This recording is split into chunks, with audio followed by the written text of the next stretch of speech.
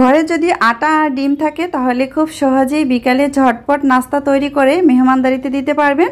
আর দেখুন নাস্তাটি দেখতে কতটা লোভনীয় হয়েছে আর খুব সুন্দর একটি ডিজাইন করে আমি আপনাদেরকে দেখিয়ে দিচ্ছি।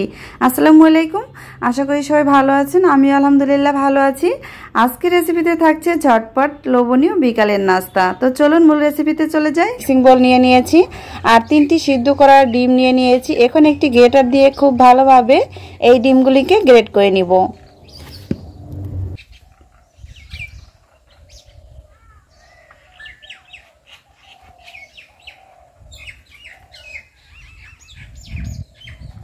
এই যে পর্যায়ে সবগুলি ডিম গ্রেট করে নিয়েছি। এরপরে 3-4টি কাঁচামরিচ কুচি, পেঁয়াজ কুচি, স্বাদ মতো লবণ, হাফ চা চামচ গরম মশলা গুঁড়া আর দিয়ে দিলাম ধনিয়া পাতা কুচি দিয়ে খুব ভালোভাবে এটাকে মিক্স করে নিতে হবে। এই যে মিক্স করা হয়ে গিয়েছে, এখন এটা একটি সাইড করে রেখে দিব। অন্যদিকে আরও একটি মিক্সিং বোল নিয়ে নিয়েছি। এর মধ্যে দিয়ে দিলাম 2 কাপ আটা, আপনারা চাইলে ময়দা ব্যবহার করতে পারবেন, স্বাদ মতো লবণ আর দিয়ে দিলাম 2 টেবিল চামচ সয়াবিন তেল। খুব ভালোভাবে তেলটা আটার সাথে মিক্স করে নিতে হবে। কিছু সময় মিক্স করার পর এর মধ্যে দিয়ে দেব ইস্ট। এখানে 1 টেবিল চামচ ইস্ট দিয়ে দিয়েছি আমি। দিয়ে খুব ভালোভাবে মিক্স করে তারপরে কুসুম গরম পানি দিয়ে খুব সুন্দর একটি সফট ডো তৈরি করে নিতে হবে। এই যেখানে আমি কুসুম গরম পানি দিয়ে দিয়েছি আর পানিটা একবারে দিতে যাবেন না, অল্প অল্প করে দিয়ে তারপরে সফট একটি ডো তৈরি করে নিতে হবে।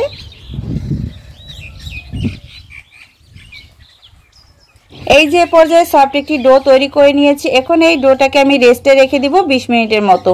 উপরে সামান্য একটু তেল দিয়ে দিব, এতে করে উপরের অংশটা শক্ত হয়ে যাবে না। তেলটা দিয়ে একটি ঢাকনা দিয়ে ঢেকে 20 মিনিট অপেক্ষা করব।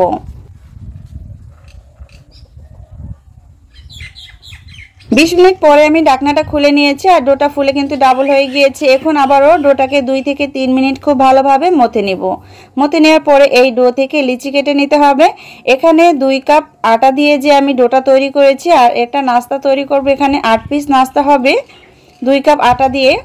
এখন এগুলিকে আমি ছোট ছোট লিচির মতো কেটে নিব। এই যে সবগুলি লিচির মতো কেটে নিয়েছি। এখন আমি আপনাদেরকে নাস্তাটা তৈরি করে দেখিয়ে দিব। নাস্তাটা তৈরি করা কিন্তু একদম সহজ। এই যেখানে আমি ছাঁকনি নিয়ে নিয়েছি আর এই ছাঁকনির উপরে এভাবে রুটির মতো এটাকে চড়া করে নিতে হবে। আর ছাঁকনিটা কিন্তু আগে তেল মাখিয়ে নেবেন, এতে করে খুব সহজেই নাস্তাটা তৈরি করার পর উঠে আসবে। এই যে আমি হাত দিয়ে এভাবে রুটির মতো চড়া করে নিয়েছি। এখন হচ্ছে এর মধ্যে পুর দিয়ে দিতে হবে। তো 2 সাইড দিয়ে আমি হাত দিয়ে উঠিয়ে তারপরে ডিমের যে পুরটা রেডি করেছিলাম এই পুরটা এর ভিতরে দিয়ে দিব। এই যে পুরটা দিয়ে তারপরে 2 দিক থেকে মুখটা বন্ধ করে দিতে হবে। নাস্তাটা একদমই সহজ তৈরি করা, দেখেই বুঝতে পারছেন যে কত সহজেই নাস্তাটা তৈরি হয়ে গিয়েছে।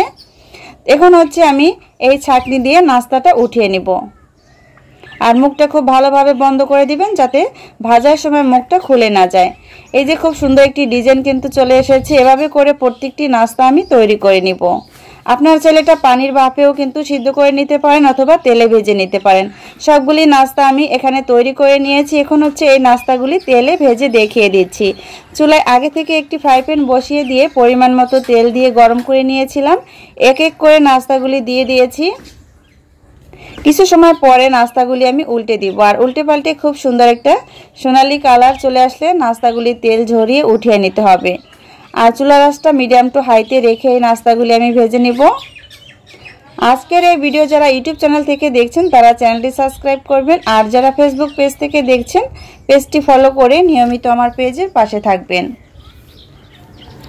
কিছু সময় পর কিন্তু আমি উল্টে পাল্টে দিয়েছি নাস্তাগুলি, আবারও উল্টে দিব।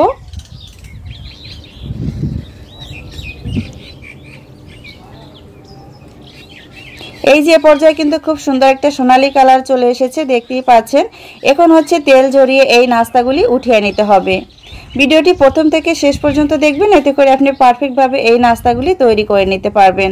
আর এই নাস্তাগুলি ভাজার পর অনেক সময় কিন্তু মুচমুচে থাকবে। এই যে এখন হচ্ছে তেল ঝরিয়ে আমি নাস্তাগুলি উঠিয়ে নিব।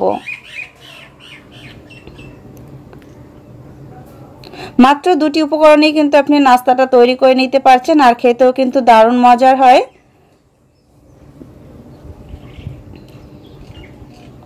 এই যে দেখুন ভাজার পরে দেখতে আরো কিন্তু সুন্দর হয়েছে এই নাস্তাগুলি।